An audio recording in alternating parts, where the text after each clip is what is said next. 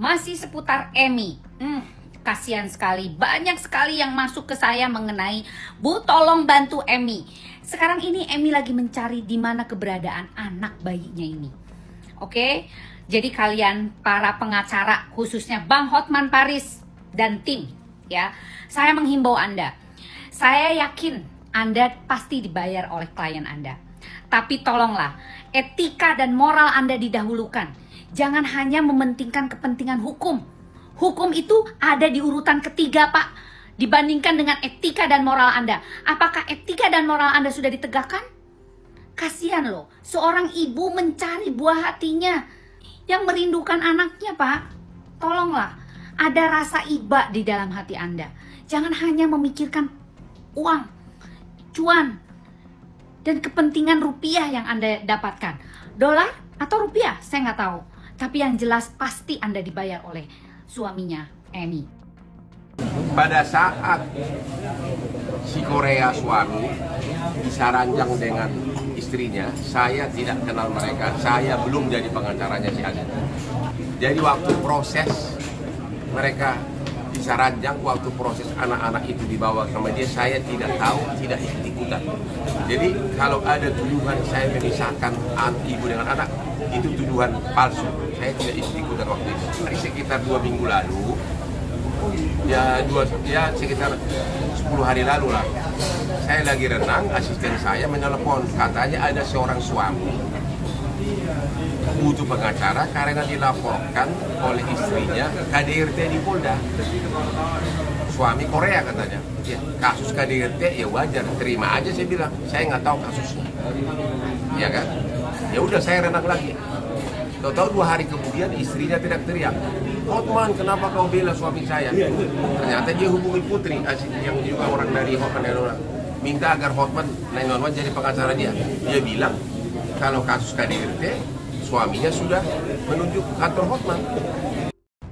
Kasusnya Ibu Emi, warga negara Korea yang lagi berjuang untuk mendapatkan kembali anak-anaknya, termasuk bayi yang diambil sepihak oleh suaminya yang saat ini belum menceraikan dia, dan juga ya, orang yang mengaku personal assistant suaminya. Bayinya baru umur 2 bulan dan sekarang udah 4 bulan, sudah 2 bulan Bu Emi nggak ketemu sama bayinya. Saat ini aku lihat ada narasi-narasi yang berusaha memojokkan Ibu Emi dan menuduh dia melakukan KDRT. Katanya ada bukti-bukti dia melakukan kekerasan pada anak-anaknya.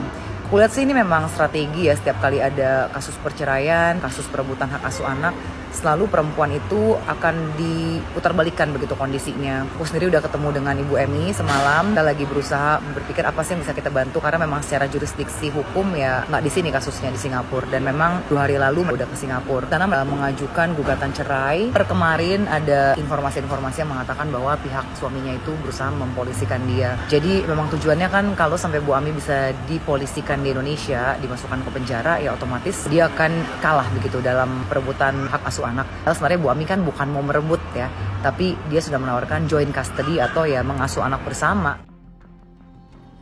Tolong sekali lagi, luaskan hati Anda untuk bisa terbuka dari sisi psikologis anak dan seorang ibu yang merindukan anak-anaknya. Jangan dipisahkan karena mereka masih menyusui, masih di dalam pengawasan orang tuanya. Kalau memang Anda mau mengamankan anaknya, sekali lagi, ini adalah surat terbuka untuk Bang Hotman Paris. Bang, sekali lagi saya minta, dari sisi psikologis maupun dari sisi mental anak-anak mereka, ini yang harus Anda pikirkan. Jangan hanya semata-mata uang, katanya sudah banyak uang, udah tidak perlu lagi klien-klien yang bagaimana. Udah usia-usia kita ini gak perlu harus memikirkan uang di atas segalanya, tapi memikirkanlah nasib orang lain. Mereka butuh kita untuk kita bantu secara moral. Please, sekali lagi Bang Hotman, bantu Emi. Jangan pisahkan anak-anaknya kepada dia. Kasihkan laki-lakinya. Dia tidak peduli lagi.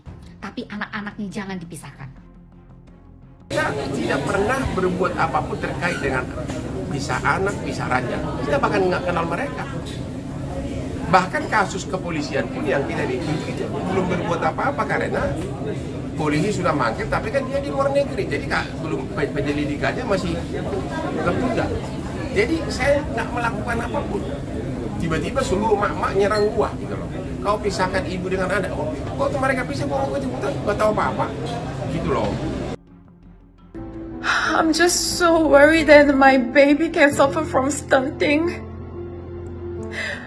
Please help me to locate where my kids are.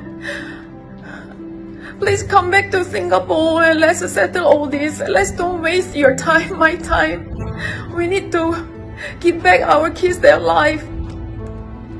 Mr. Haman, you are the only channel that you're talking to my husband now. Can you please advise him to come back to Singapore and settle all this? Please help me.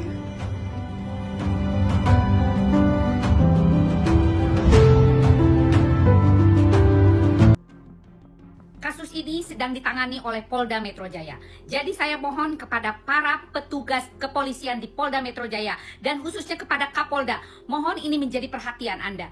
Jadi bantulah seorang ibu yang menginginkan anaknya yang dipisahkan oleh situasi dan keadaan yang tidak memungkinkan ini. Dan angkatlah kasus ini seadil-adilnya. Jika memang ini ada urusan dengan kepolisian Indonesia, Anda harus berbuat adil dan seadil-adilnya. Mengedepankan antara etika dan moral, tidak hanya hukum saja yang Anda lakukan. Hotman Paris terus mendapat serangan dari beberapa tokoh yang berpihak pada Emmy, salah satunya psikolog Lita Gading. Lita Gading meminta Hotman untuk tidak hanya memikirkan soal uang yang didapat dari membela Aden Wong. Lita Gading meminta Hotman membuka hati nuraninya dan lebih mementingkan soal keselamatan bayi Emmy yang telah direbut oleh Aden Wong dan Tisha Ernie. Seperti yang kita tahu, bayi yang masih berumur 2 bulan, makanan yang paling dibutuhkan untuk perkembangannya adalah ASI. Emmy mengungkap, dirinya sangat khawatir anak bayinya akan menderita stunting jika terlalu lama tidak diberi ASI oleh dirinya. Berulang kali Emmy memohon kepada Hotman untuk menyarankan suaminya menyelesaikan permasalahan ini, sehingga anak-anaknya bisa kembali bersekolah, agar masa depannya tidak terganggu. Lita Gading menyebut Hotman tidak punya hati, dan hanya memikirkan uang saja. Jika Hotman merasa sudah kaya, sepatutnya Hotman membantu Emmy mendapatkan kembali bayinya, demi kemanusiaan. Banyak netizen yang mengaitkan pendapat El Barak, anak dari Jessica Iskandar, yang pernah memberi pesan menohok kepada Hotman Paris. El Barak saat itu mengungkap, dirinya tak mau menjadi pengacara seperti Hotman, karena menurut El, pengacara itu terlalu banyak berbohong. Emang El cita-citanya pengen jadi apa, El? Engineering, jadi insinyur, wah. Lawyer. Pengacara, lawyer. Kenapa nggak mau jadi pengacara? Lawyer. Terlalu banyak bohong.